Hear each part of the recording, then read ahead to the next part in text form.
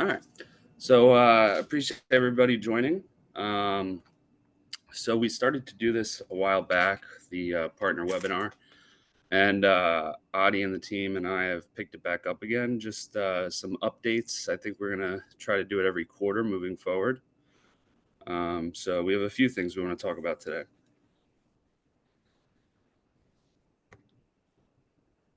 So just some overall updates at Accorian, some new services that we've started to launch, some key services and partner services that we're finding a lot of value in, and then partner support, enablement, and then Adi has a case study at the end that he'd like to review.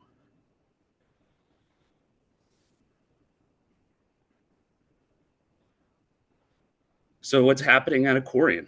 So we made the Inc. 5000 list again, which is great. Very proud of that and the team.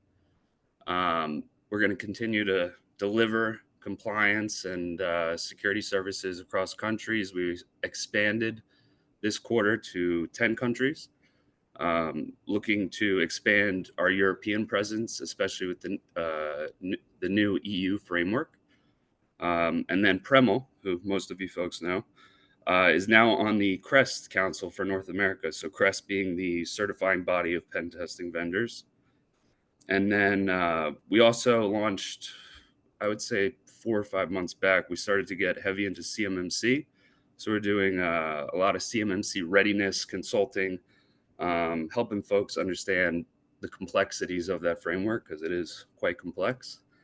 And then obviously with the big push for AI, enhanced AI chatbot and compliance. Awesome.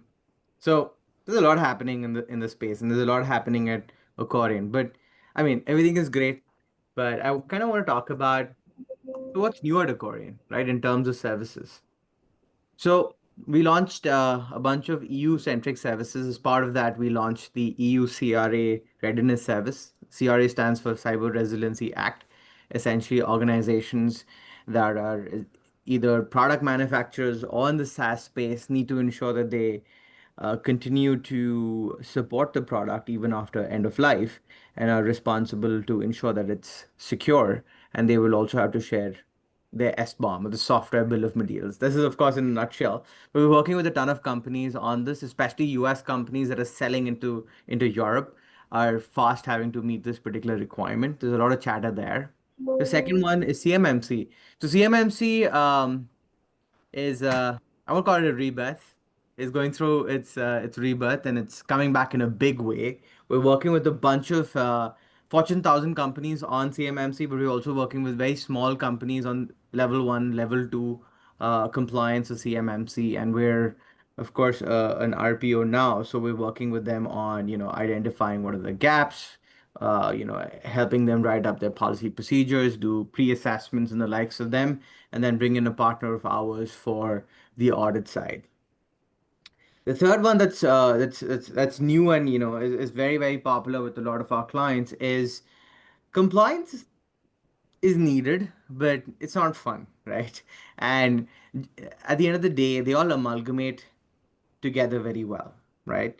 So we've created our own multi-compliance framework where by meeting the requirement of this overarching compliance framework, you're meeting the requirements of SOC 2, PCI, NIST, ISO. So we have about 206 frameworks today that is built into the current multi-compliance framework, and that's what powers our GRC product as well.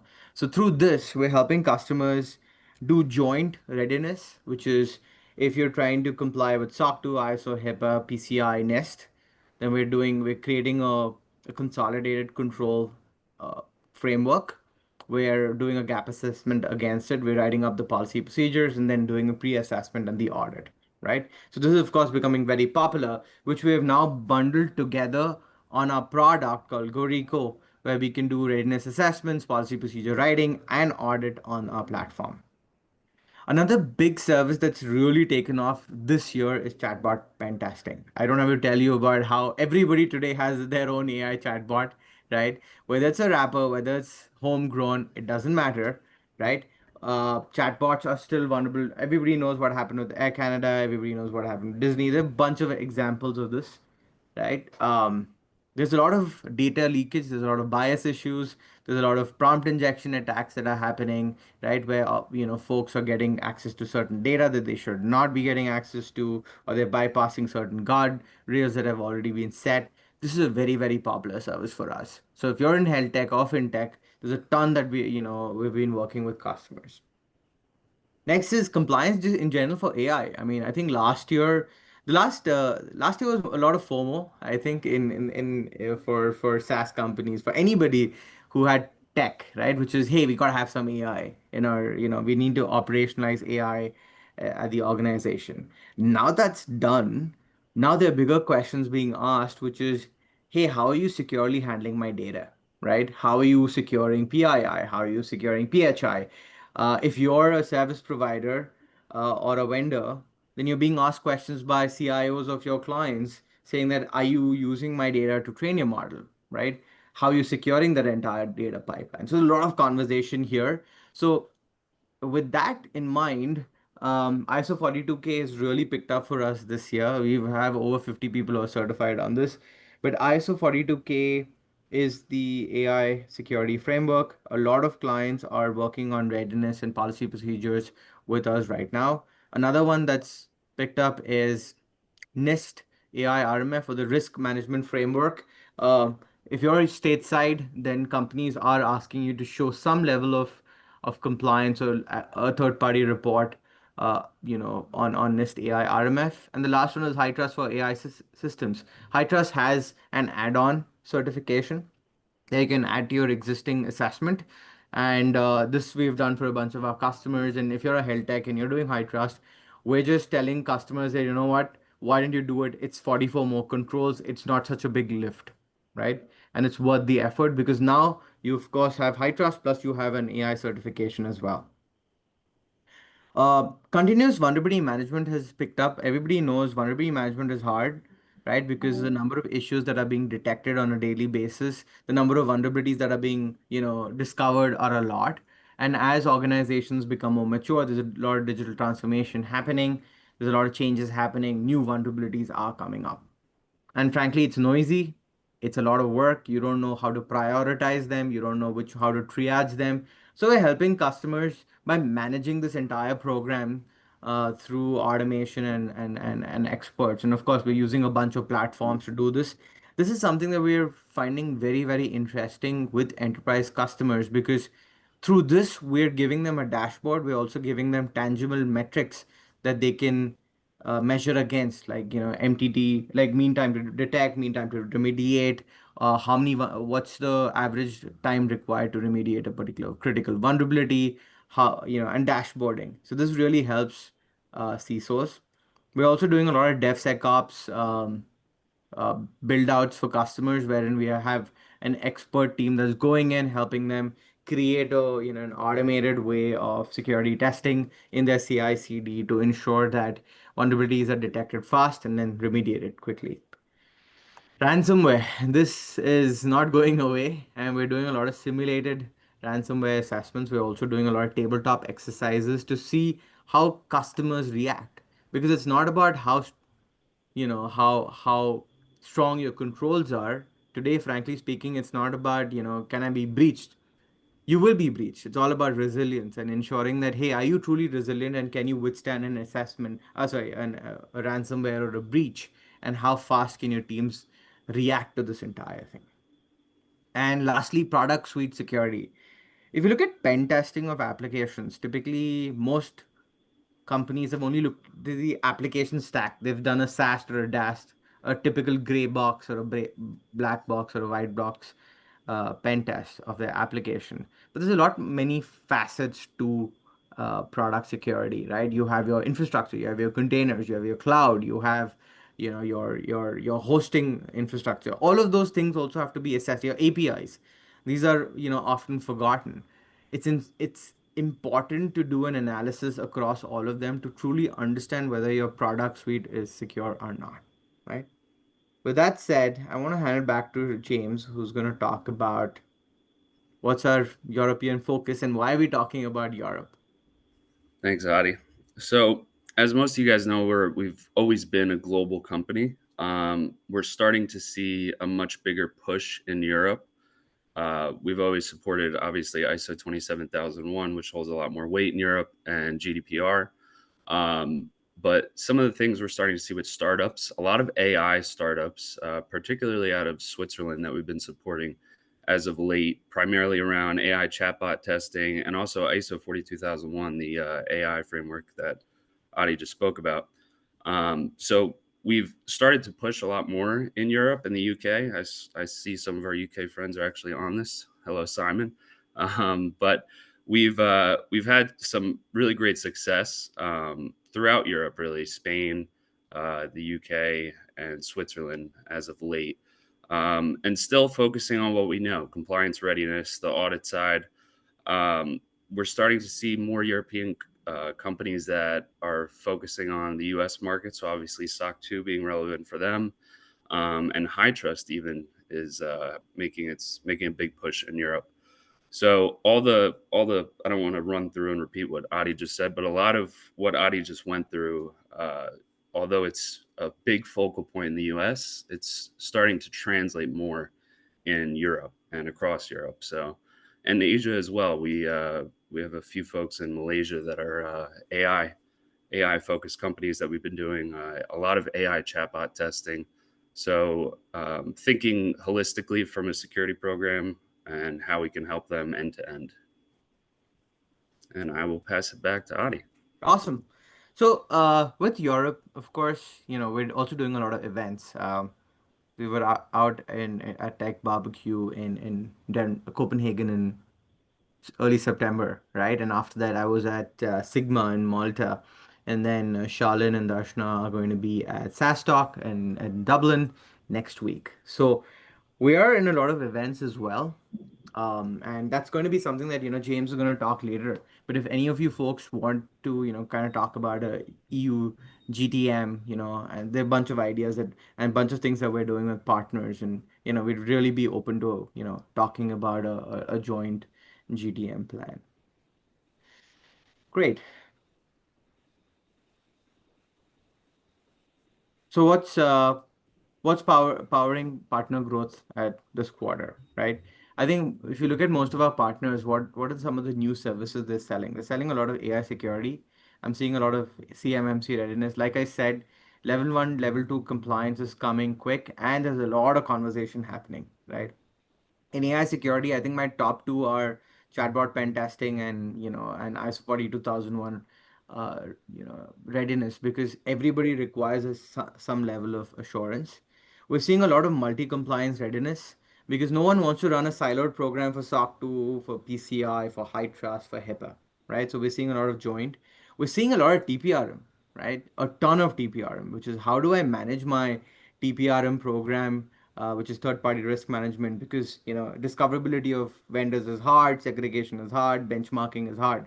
So what we're doing is we're deploying, of course, our product GORICO, but we are also deploying a sliver, a small fractional team that's managing this entire thing, and truly helping customers move the needle in terms of TPRM, right? And this is one of those services that's helping enterprises and mid markets in a huge way. If you look at the other services, they may be more, small to medium sized segment. On TPRM, we're working with a lot of enterprises to solve this. So we're at Accorian, we're right now managing 100,000 vendors, right, and security associated with them. Um, we're doing, of course, pen testing is never going away, so we're doing a ton of pen testing. We're seeing a lot of, once a year pen test become multi-year or multi-test, which is, like I was saying, either, with an application you're selling an API pen test, or with an external network pen test you're selling vulnerability scanning that is done every quarter, right? So we're seeing a lot of our partners upsell, right, and do that. So it's pretty good to see, right? Next is, um, some reason I've said red team assessments twice. I mean, it's definitely setting a lot. But red team assessments, answering the big burning question of can I be breached, is still very popular, because pen tests are a point in time, whereas red team is basically the gloves are off and all guns blazing. You're trying to see what you can do. And the last one is vCISO, vSecurity team. Um, whatever maturity customers may reach at some point, they always need a expert layer. Some of you folks on this call are VCSOs, but we're seeing a lot of our MSPs and system integration clients, sorry, partners, work with us on adding a small uh, fractional team that's helping customers either meet high trust requirements or SOC 2 requirements or PCI readiness or manage the entire security program, because other than the CIO, there's nobody else. And it may be a small company, but the fact that you can get somebody for 20 hours, 40 hours really helps them, make sense of what's happening in the security realm of things. I want to switch gears into GORICO real quick. I know a bunch of you know this. Now, the GRC space is busy. Don't get me wrong, right? There are 100 products out there, right? But what's different between Accorian's GRC product from a lot of other folks, right, is the fact that it's homegrown, it's purpose driven, right? But we have a team, and this is what I've noticed, right? Today, Gorico is deployed over 100 plus clients of ours. But what I've started to notice is it's most successful when we have a fractional team on top of it, right? That's steering the entire tool, that's taking your customer's GRC program and then translating into the product, right? So that's not a square peg round hole kind of situation, right? It's frankly, it's about how do you take somebody's GRC program and translate it in and make sure that enough automation can be plugged in, because Gorico today has a lot of automation. So we're seeing a bunch of things there, and we're still solving the four big inefficiencies in GRC programs, which is audit rush and fatigue, the lack of collaboration, the lack of clarity of requirements, and the lack of tracking and evidence. Frankly, the last two, in a big way, is being managed by our teams as well, who are answering questions, for teams to know what needs to be done, right? All right. So these are some of the modules we have. We have a prepare module, we have an audit module, we have a monitor module, which is once you get certified, how do you monitor and manage your compliance? We have vendor risk, we have policy procedure management, and we have our own security risk assessment module as well. So some of the key challenges that we're solving, like I said, in a big way, like any other GRC tool, Gorico is focusing on how can we reduce audit fatigue by breaking down uh, evidence collection or into and spreading it across multiple people, but also breaking it down into multiple months, right? So which is, rather than collecting all your evidence at the end of the audit, you're essentially collecting certain evidence at the start of the year. Some are periodic evidences that you would essentially collect the next quarter and the likes of them, right? Next is no more fragmented compliance.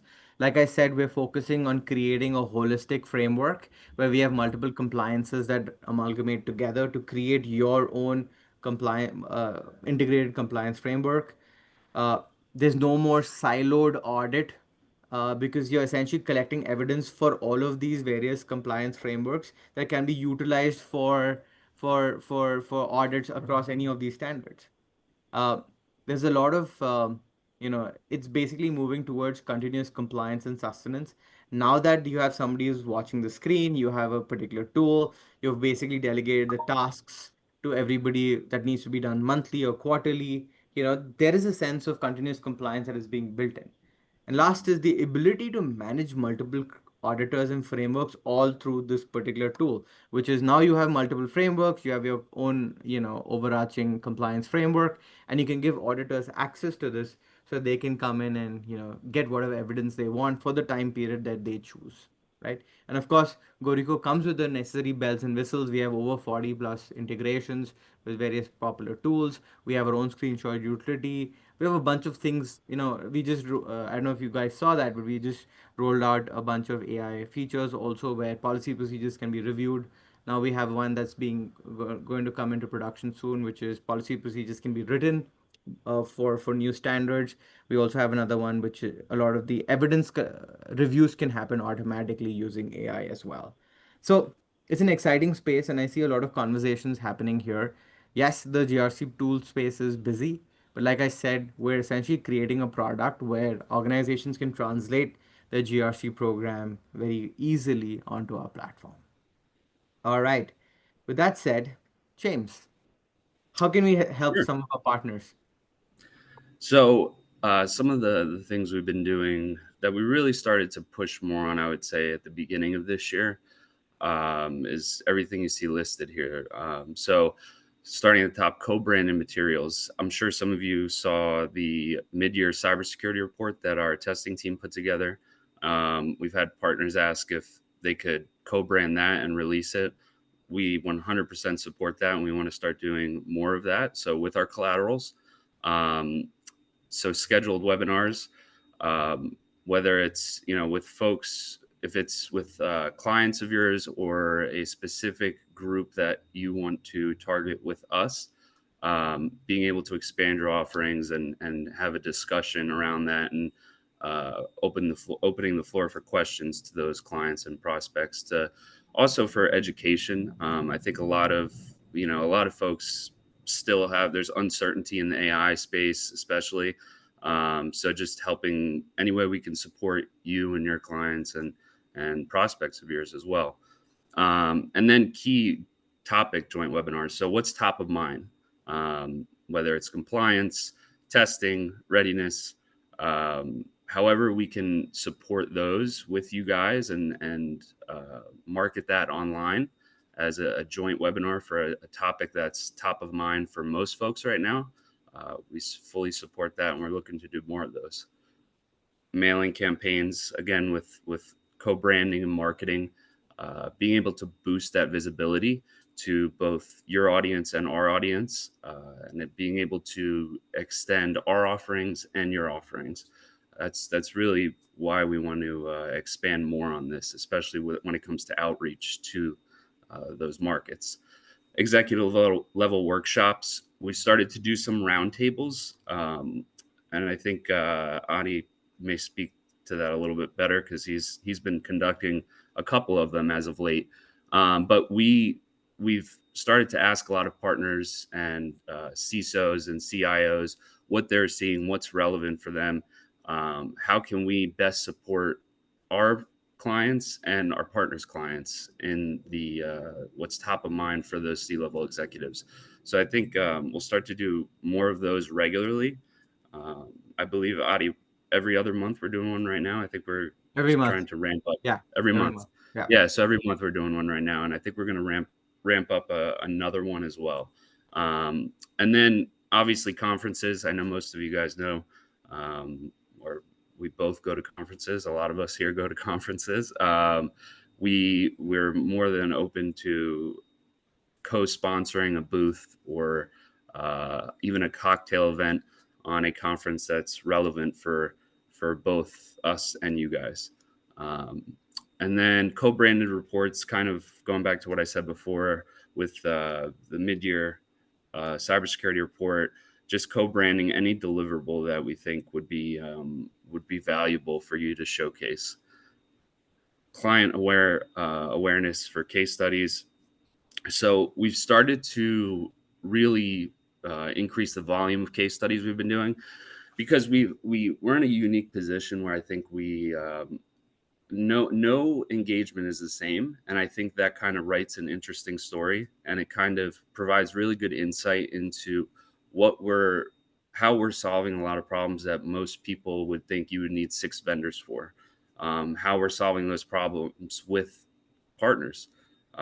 So we want to continue to ramp up the case studies, and even partner Accorian case studies, where if it's an engagement that both we're delivering services and one of you guys are delivering services, we would love to co-brand a case study on that project. So partner first approach, channel line models for growth and flexible engagements. Really, just understanding. I think I think channel partnerships, they kind of get diluted over time. So I think staying on top. I know a lot of folks on here. I speak to you quite regularly, and just seeing how we can best support you guys and what makes the most sense. I feel like every company nowadays has a partner program, but I think having valuable partners is more important than just being able to say, "Oh, I have a partner for everything." I think having those strategic partners, like most of you guys on this webinar, I think that's the important part. So putting more effort behind that. Dedicated account managers. So I think in the next slide or the slide after, we have both a US dedicated resource who's on my team, Brandon. He handles the US partner side, and then Pranjal from our India team handles most offshore partners. And then last but not least, technical sales enablement. So extending your reach, kind of reiterating what I said before. But any subject matter expert we have, providing support to your existing book of business if there's uncertainty, or it's just something that you don't want to do the legwork of, and you rather pull us in, or just have even one of our senior AI security or senior security compliance folks just speak to a client of yours and kind of walk through a roadmap and discuss best approach and strategy. We're more than happy to do that. We've seen some really great success with that as of late, and would love to continue to do so. And with that, I will pass it back to you, I. Awesome. So the big thing that I've seen a lot of partners really leverage, Accorian, one is of course co-branded collateral. We have so much of good content, right? Whether it's the mid-year vulnerability report, whether it's, what is SOC 2, how do you solve it. We're always open to co-branding, which you can then send it out to, your customers. The second thing is, frankly speaking, how do we make the marketing dollar go the furthest way? Which is, if there's an interesting event, we're doing a bunch of joint events with some of our partners, whether it's a webinar or even in person, right? Both of them create a lot of awareness. I love webinars because they're fairly inexpensive, other than time, but in person is still effective. I think people still love to meet each other. So there's a, like James was mentioning, cocktail hour, or we go to a small, event. We split the proceeds in terms of the booth. It's the most effective way to do it, right? And it's the best of both worlds, right? So we're seeing a lot of that, and I'm very bullish on this, because I think when two entities come together is when they have the maximum impact. And as you all know, and that's why we're doing this partner webinar, Accordion's always been very big on partner and channel, right? And we've always had tremendous success because of all of you folks. All right. So now coming back to, I want to just talk about one particular case study. So this is a case study that on this chatbot pen testing we did. AI chatbots, like I said, there's so many of them, right? They're all vulnerable to some extent, right? So we're doing a bunch there. So in this particular case, we were able to find critical vulnerabilities in 24 hours or lesser. We did about 185 test cases, right? And what we saw was a bunch of criticals and highs issues. Some of them associated with command injection. We saw, system prompts being leaked. We saw, a lot of data being exposed. We saw some bias. We saw all of that stuff, right? But what we enabled was, by by by the ability of the team to wrap up most of the testing within a week, the first set of critical and highs being reported within 24 hours. This particular customer was able to mitigate all their criticals and highs within 30 days, which is phenomenal, right? And then get it out to production. Now they have a secure AI chatbot which users can use, and this was a massive win for this particular fintech. Yeah, so this is a particular chatbot. Like James was mentioning, we wanted to bring up. I know I'm sure all of you get emails from us, but just in case, what's our partner DL? How do you reach out to sales? Who are the partnership managers? Pranjal and Brandon. Of course, in a lot of cases, James, Shalin, Premal, we're all working with all of you folks. Darshana, we're all working with you folks. But just some contacts in case you need any information. With that, I'm going to open it up to Q&A. I'll have to answer some questions. And James, we already have two questions. While everybody else is putting it in, the first, I'm just going to read out the first question, which is, Yeah. how do we who do we reach out to in order to get access to co-branded collateral? So whoever's working with you on the partner relationship, ideally ask them, right? Can you get a list from us? Absolutely, right? If Pranjal, maybe this is a note that we have to take back, which is, can we provide a list of all the collaterals and content that we have available and just send it out to all the partners as a list so that they can go through and be like, hey, I want a co-branded this, and maybe do it on a quarterly basis, right? Especially new content, right? Because everybody knows, yes, we have great SOC 2 material or great high trust material, but what about the latest, EU AI Act, or do you have some, like we have this amazing collateral for AI security services where we've broken it down by strategy, compliance, audit, testing, right? So can you co-brand that? Absolutely, right? Um, the next question is, what events are we open to co-sponsor with? Okay, yeah, it's an incomplete question, but yeah. So, James, I mean, Yeah, there's no event which is not okay. I think it's just a discussion, yeah. right? And Nothing is really off the table, I would say. yeah, Especially we've primarily in the past we focused obviously US and India. But like we mentioned earlier, Audit went to Malta this year. We have Shalin and Darshna going to Dublin. I believe tomorrow they fly out yeah, for a SaaS in Ireland. We're open to both the large conferences and events and the small ones. Quite frankly, I've seen, you know, at the bigger ones like HIMSS, you're no matter how big you are, you're still a little fish in a huge pond because it's 60,000 people. So we've seen a lot of success in the 5,000 and under, just because it's more intimate. I think people actually take the time to engage and understand what it is you do, how they can leverage our services or partner services, and really capturing a valuable conversation. So we're open as far as events and conferences go. I think we're co-sponsoring two in Q1. I don't remember off the top of my head, but we're completely open if you guys have an event in mind and you want to just discuss it. We've been doing a lot of strategy calls with partners as of late, to discuss how to best approach both outreach and structuring of an event and sponsoring. So feel free to reach out to myself, Adi, Brandon, Pranjal, Premel, and we're open to discussing and kind of strategizing and putting pen to paper on how we can actually co-sponsor. So yeah, yeah. yeah. And I just want to add to one point, which is what James was saying. Two of our partners are actually bringing into conversations associated with budget planning for their marquee customers, right? So we're actually having those sessions with their customer to put something down, and with the particular partner, and the intent is, hey, what should I be doing next? I'm doing all of these things, and it's great, right? But what should I be planning for, and can you help me prioritize, what should I be, focusing on? So we're working with them on helping putting together some budget, or and I think those conversations are fun, right? In general, because we're basically getting front row seats to understand how this particular client is thinking, and what are some of the security priorities. Everybody's is different. When I was talking to a Fortune 500 company the other day, they're very clear. You know what? I have my SOC buttoned up. I have my IR buttoned up. CMMC is the big thing. Similarly, when I was talking to another very large enterprise, they said, you know what, we need SOC services.